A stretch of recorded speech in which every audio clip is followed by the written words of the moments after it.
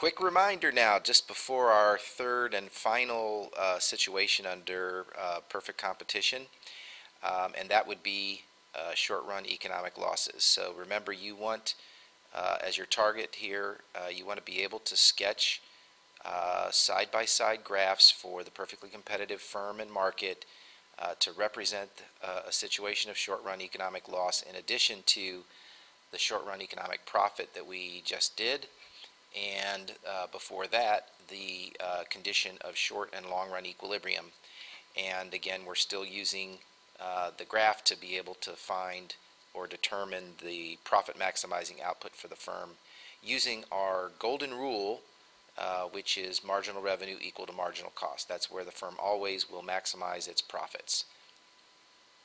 Okay, so one last time, again, we're starting from basically conditions where I've already got the market supply and demand and the market price and quantity determined. Again, remember, the firm is a price taker. It can sell as many or as few as it wants at the going market price. So the market price becomes the price of the firm, and then in a perfectly elastic demand curve at that price. And because of all of that, it's also equal to the firm's marginal and average revenues. And then we just need to add our cost curves for the firm in order to show that this price is less than our average total cost. And that means we're experiencing economic losses. Now, we also want to be aware that when we do this, we don't want our cost curve or our price to be below the shutdown price. So we have to pay attention to where we draw the average variable cost curve. So the best place, again, that I like to start is with that marginal cost curve, again, because it gives me points of reference, and then I automatically know that marginal cost is equal to marginal revenue where they intersect. So that's going to be the firm's profit maximizing output level, and I want to be able to show at that level, QF, where MR and MC are equal, that the average total cost is greater than the price, since we're showing short-run economic losses. So now I'm going to go up high in order to draw that curve. So my average total cost curve is going to have to look something like that. Try to be aware that you want the marginal cost to pass through the minimum value of ATC, and then I want to have a similar look to average variable cost, AVC. Now, how do I know, or how can I show that this firm is experiencing economic losses? How would I shade that area of loss? So again, the key is that you go to the place where marginal revenue and marginal cost are equal. We've already identified that as its profit maximizing output, QF. So at that place then, this is the price that we're paid for that output, and directly above it on our average total cost curve is what it cost us to make it. So we're going to draw a line parallel to the perfectly elastic demand curve at the point where QF, quantity of output, would rise up to the average total cost.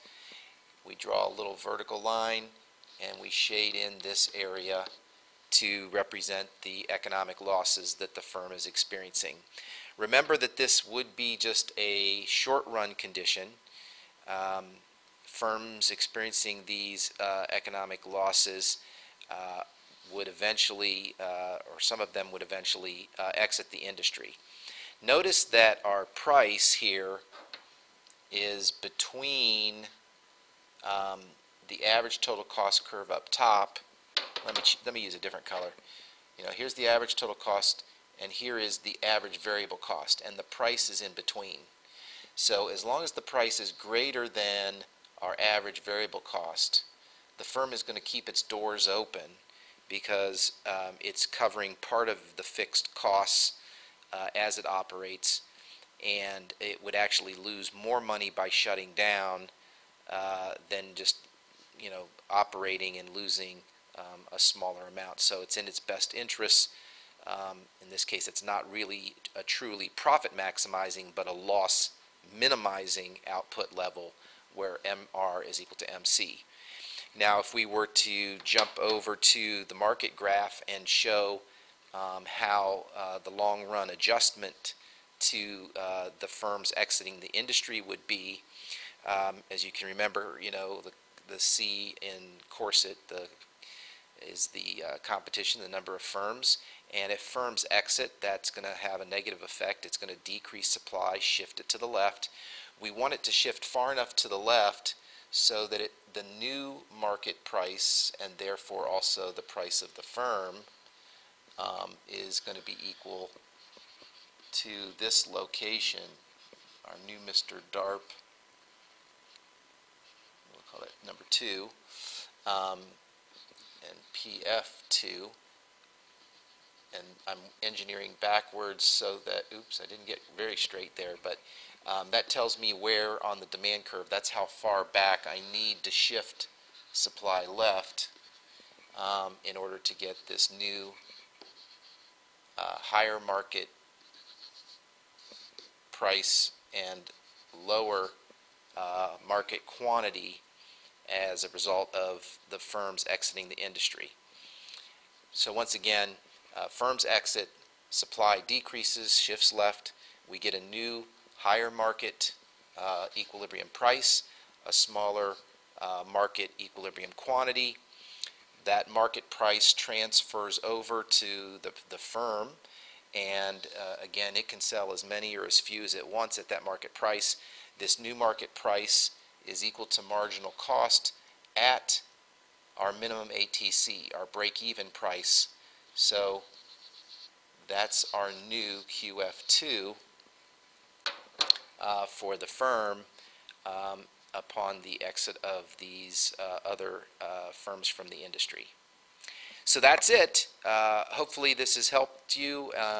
Again, this situation and others like it involve going back and forth between the market and the firm. Just remembering that the firm is a price taker. It doesn't have any market power, no control to influence the market price itself through its individual actions. So we'll see you next time. Good luck.